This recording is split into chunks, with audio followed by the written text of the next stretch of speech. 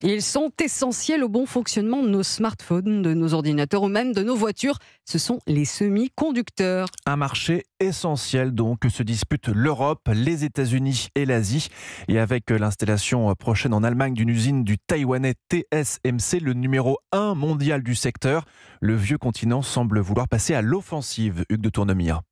Oui, produire 20% des semi-conducteurs dans le monde d'ici 2030, c'est l'objectif que s'est fixé l'Union européenne, selon le commissaire européen Thierry Breton.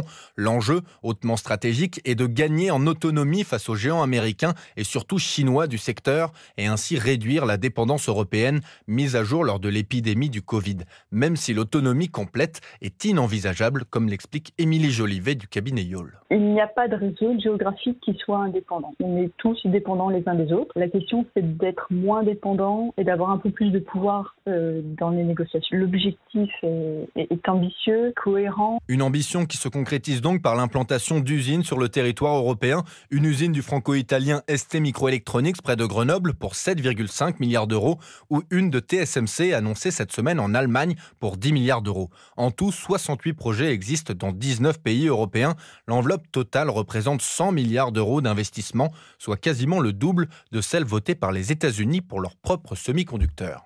Hugues de Tournemire du service économie d'Europe 1.